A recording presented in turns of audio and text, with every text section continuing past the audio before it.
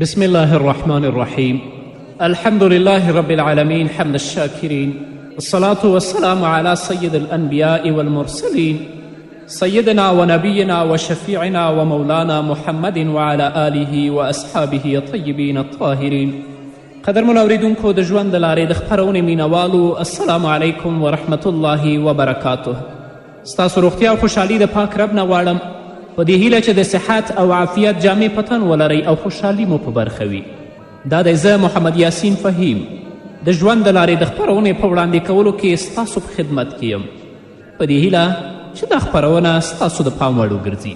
قدرمن اوریدونکو زموږ د نننۍ خپرونې موضوع بیا هم د محمد رسول الله صلی الله علیه وسلم مبارک سیرت دی چې په نننۍ خپرونې کې به د قضایی عمره او همدارنګه د موتې غذا وڅیړو. علامه ابن هشام رحمه الله په خپل سیرت کې لیکي کله چې پیغمبر علیه الصلاة والسلام له خیبر څخه مدینې منورې ته راستون شو نو پیغمبر علیه الصلاة والسلام په مدینې منوره کې 8 میاشتې تیرې کړي او د دې 8 میاشتو په ترڅ کې ځینې غذاګانې هم ترسره شوې. بیا د ذوالقعدې په میاشت کې په کومه کې چې محمد رسول الله صلی الله علیه وسلم د عمرې څخه منع شوی و د قضا شوې عمرې د ادا کولو لپاره د صحابه و کرامو رضوان الله تعالی علیهم اجمعین سره د هجرت په 9 کال رسول الله مکې ته وخوځېد. کله چې د مکې اوسیدونکو ته د دې خبر ورسېده مکه یې پرېښودله او دا خبر یې خپور که چې محمد رسول الله صلی الله علیه وسلم او ملګري یې ډېر ستونزمن او د کړاو نه ډک ژوند سره مخ شوي دي. د مکې اوسیدونکي د رسول الله صلی الله علیه وسلم او صحابه و کرامو د سید لپاره په دارالندوه کې په 2 قطارونو کې ولاړ ول. کله چې رسول الله صلی الله علیه وسلم او صحابه ورسېدل رسول الله صلی الله علیه وسلم صحابه و کرامو ته وفرمایل په هغه سړي د الله رحم وکړي څوک چې خپل ځان د دې قریشو په وړاندې ځواکمن وښیي بیا یې حجر اسود مسکه او د اوږو په خوځولو سره په چستي او چابکي طواف پیل که تر څو چې رکن یمانی ته محمد رسول الله ورسید او د قریشو د نظر څخه پناه شو. بیا چې کله پیغمبر علیه الصلاة والسلام حجر اسود ته ورسېده د لومړي ځل په څیر یې بیا په چستي طواف پیل کړه او 3 شوته محمد رسول الله صلی الله علیه وسلم په دې طریقې سره وکړل. نو هغه خوب چې محمد رسول الله صلی الله علیه وسلم لیدلی و الله رب العزت هغه خوب د پیغمبر رښتیا که لکه چې الله فرمایي لقد صدق الله رسوله الرؤیا بالحق لتدخلن المسجد الحرام ان شاء الله آمنین محلقین رؤوسکم ومقصرین لا تخافون فعلم ما لم تعلموا فجعل من دون ذلك فتحا قریبا. کله چې محمد رسول الله صلی الله علیه وسلم مکې مکرمې ته داخلېده عبدالله بن رواحه په داسې حال کې چې د محمد رسول الله صلی الله علیه وسلم د اوښې پړی او مهار یې په لاس و دا شعرونه زمزمه کول خلو بني الکفار عن سبیله خلو فکل الخیر فی رسوله یا رب انی مؤمن بقیله اعرف حق الله فی قبوله. د کافرانو اولاده د رسول الله صلی الله علیه وسلم لار پرېږدئ لارې خوشې کړئ ټول خیر د الله په رسول کې دی. ای ربه زه د هغه په هره وینا باور لرم او د الله رب العزت حق ادا کول راته د هغه په منلو کې ښکاري.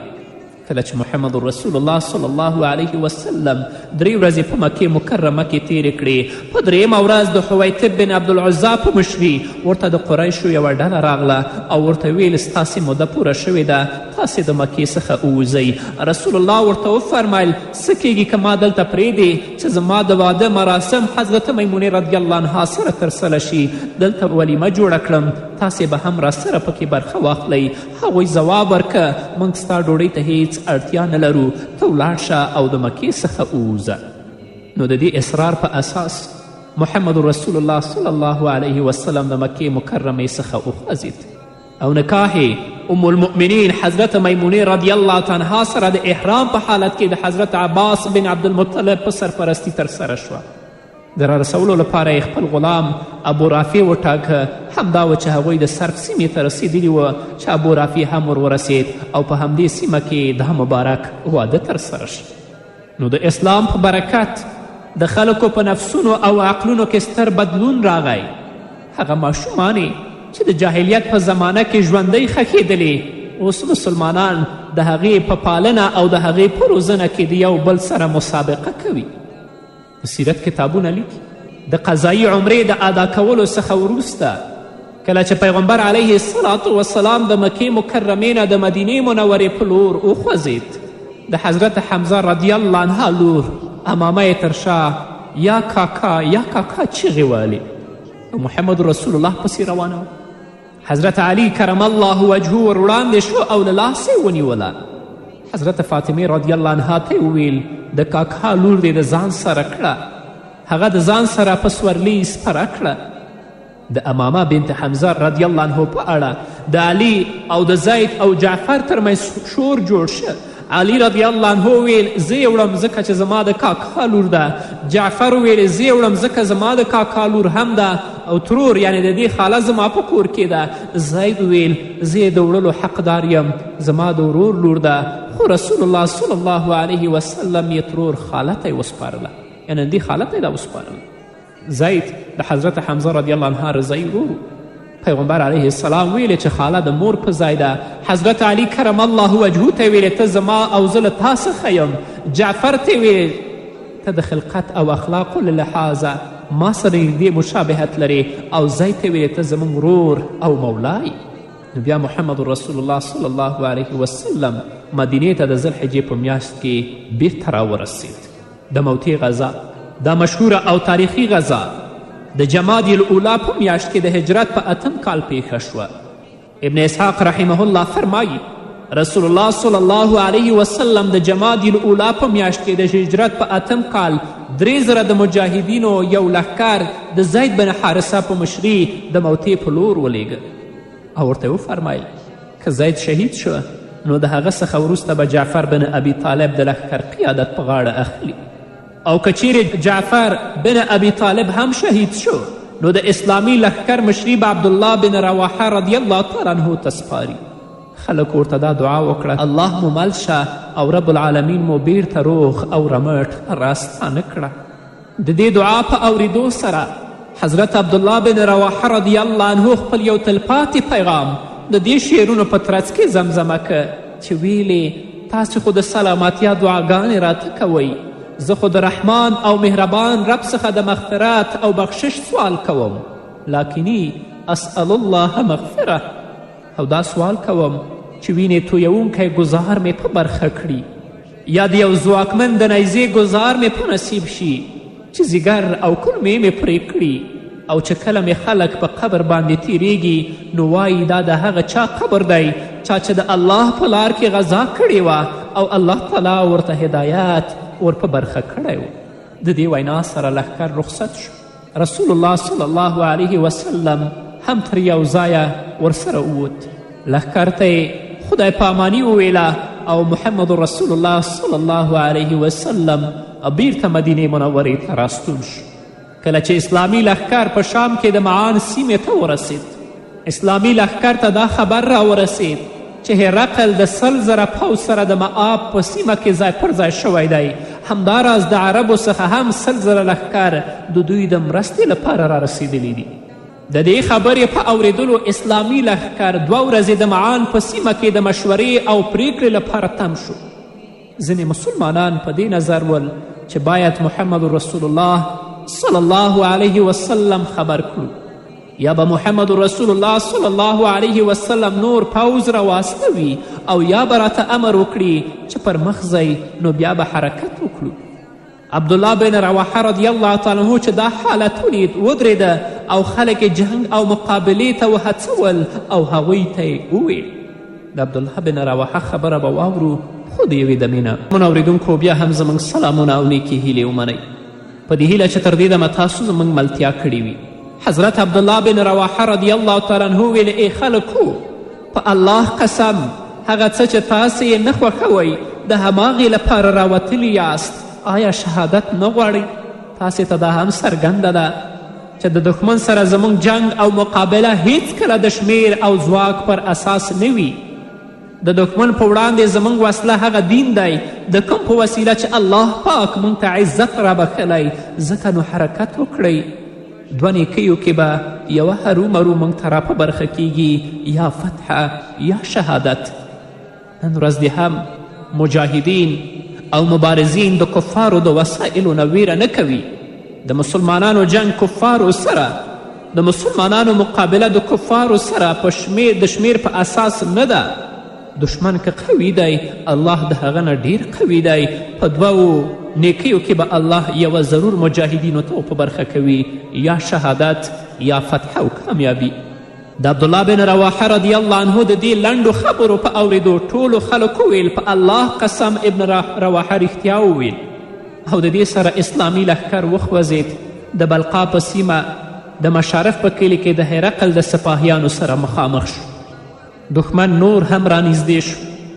مسلمانان د موته سیمې ته راغونډ شول، خپل صفونه یې منظم کړل او د جنگ تیاری ونیوه.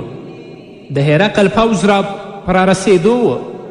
سخته جګړه ونښته. 3000 مجاهد سرتیري د 2 لکه پوځ په مقابله کې جنګېدل. د اسلام جنډه د زید بن حارثه رضی الله عنه په لاس کې وه. په ډیر میړانه وجنګېد. د دښمن په صفونو کې لکه د زمري په شان یې حملې کولې، تر دې چې د دښمن په غشو ولګېد. مبارک جسد سوری سوری شو او بل آخره په شهادت ورسید. له هغه وروسته د اسلام بیرغ حضرت جعفر رضی الله تعالی عنه واخیست. جنگ ته ادامه ورکړه. کله چې جګړه ډیره ګرمه شوه د خپل توربخن اس نه راکوز شه، د هغه پښې یې پرې کړې او بیا د جنگ په میدان ورګډ شو. په دښمن یې مرګونې ګزارونه وکړل، تر دې چې خپله هم سخت ټپي شه او دا شعرونه یې زمزمه کول: یا حبذا الجنة و اقترابها طیبة و بارد شرابها والروم روم قد ضن عذابها علتي اذا لاقیتها ضرابها کافره بعیده انصابها. څومره ښکلی دی جنت او د هغه نږدېوالی، پاکیزه دی دا ځای او یخ دی څښاک یې. اوس د روم او رومیانو عذاب نږدې بریښي. زما وظیفه ده چې له ما سره مخامخ شي نو ګزارونه وکړم.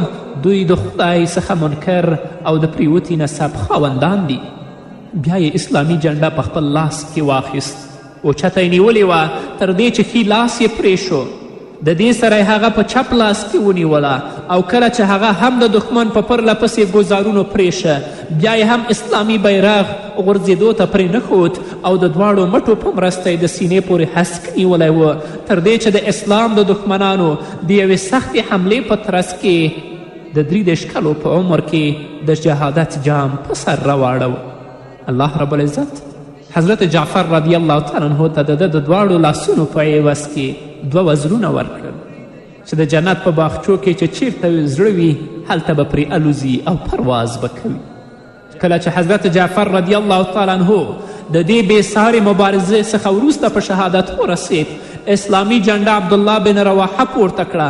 په داسې حال کې د دښمن صفونو ته ور وړاندې شو چې په خپل آس سپور و او دا شعر یې زمزمه کوه: قسمت یا نفسی لتنزلن او لتکرهنه قد طالما قد كنت مطمئنه ما لأراك تکرهین الجنه. ای نفسه، قسم په الله دی چې هرومرو به د جنگ میدان ته وردانګې، میدان ته به وړاندې کیږې که خفه هم وې، خواره ډیر وخت دې په ډاډ تیر کړ. اوس دې ولې د جنت څخه په تیښته او شاته کې وینم. او په دې توګه یې ځینې نور شعرونه هم زمزمه کړل او د دې سره یې خپله توره واخیسته، د مقابلې میدان ته یې ور ودانګل. د دښمن سره یې جنگ پیل که، په ډیر میړانه وجنګېد او په آخر کې د شهادت لوړې درجې ته ورسید. د ابن رواحه رضی الله عنه د شهادت څخه وروسته اسلامي جنډه ثابت بن ارقم نومي یو مجاهد پورته کړه او په لوړ آواز یې ویل: مسلمانانو د خپل منځ نه یو کس د مشري او قیادت لپاره وټاکئ. خلکو ځواب ورکه: همدا ته مو مشر یې. خو حضرت ثابت بن ارقم رضی الله تعالی عنه ویلې: زه دا کار نشم کولی. د صلاح او مشورې وروسته مسلمانان په خالد بن ولید ته راغونډ شول او هغه ته د جنگ قیادت ور وسپاره.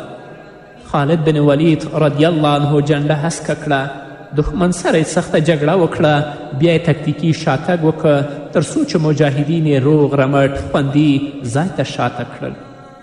علامه ابن هشام رحمه الله په خپل سیرت کې لیکي چې کله مسلمانانو حضرت خالد رضی الله تعالی عنه ته د جنگ قیادت ور وسپاره، الله رب العزت د هغه په لاس فتحه او برای د مسلمانانو په برخه که خالد تر هغې پورې د مسلمانانو مشري کوله تر څو چې رسول الله صلی الله علیه وسلم ته بیرته راورسول. امام بخاری رحمه الله په خپل کتاب کې د حضرت انس بن مالک رضی الله تعالی عنه په روایت لیکي چې رسول الله صلی الله علیه وسلم په مدینه منوره کې د خطبې لپاره ودرید او وی فرمایل د اسلام بیرغ زید رضی الله تعالی عنه پورته که او هغه د جنگ په میدان کې په شهادت ورسید. بیا جنډه جعفر واخیسته، هغه هم په شهادت ورسید. بیا جنډه عبدالله بن رواحه پورته کړه، هغه هم شهید شو. بیا جنډه د الله د تورو څخه یوې تورې خالد پورته کړه او د همده په مشري کې الله رب العزت مسلمانانو ته برای او فتح ور په برخه کړ. محمد رسول الله صلی الله علیه وسلم دا قیصه کوله او له مبارکو سترګو څخه یې اوښکې بهیدلې. قیس بن حازم رضی الله تعالی عنه فرمایي چې ما د حضرت خالد رضی الله عنه څخه واوریدل، هغه ویل چې د موتې په سخته ورځ زما په لاس کې 9 تورې ماتې شوې، په پای کې یوازې یوه وړه یمنۍ توره راسره پاتې شوه. کله چې د مجاهدینو مشران په شهادت ورسېدل، رسول الله صلی الله علیه وسلم وفرمایل د دوی ځایونه ماته په جنت کې وښودل شول. وینم چې د عبدالله بن رواحه تخت د زید او د جعفر په نسبت لږ ټیټ دی. راوي وایي چې ما د محمد رسول الله نه پوښتنه وکړه دا ولې؟ رسول الله صلی الله علیه وسلم راته ویل چې عبدالله بن رواحه چې کله د جنگ میدان ته ور وړاندې کېده لږ څه پښه نیولی شوی روان شوی و. صحابه و کرامو د حضرت خالد بن ولید رضی الله تعالی عنه په مشري مشرکینو ته او همدارنګه کفارو ته سخت ضربات ورکړل او بیرته مدینې منورې طرف ته راستانه شول. کله چې د خالد بن ولید په مشري اسلامي لښکر د مدینې منورې اطرافو ته رانږدې شو، رسول الله صلی الله علیه وسلم او مسلمانان د هغوی د هرکلي لپاره مخې ته ورغلل. خلکو د لښکر په لورې خاورې شیندلې او ویل به یې چې ای تښتېدونکو د الله په لاره کې مو تیښته کړې ده. رسول الله وفرمایل دوی تښتېدونکي نه دي بلکې دوی بیا د دښمن په خلاف جهاد ته ورګرځېدونکي دي انشاء الله. نو قدرمنو اوریدونکو په بلې خپرونې کې به انشاءالله د مکې د فتحې په هکله باندې وغږیږو. دا وه زموږ نننۍ خپرونه چې ستاسو درانه حضور ته وړاندې شوه. تر بلې خپرونې پورې چې زه بیا هم ستاسو درانه حضور ته راځم، تاسو ټول په پاک رب سپارم. پاتې ژوندم نیکمرغه، ښاد، بریالي او کامیاب اوسئ.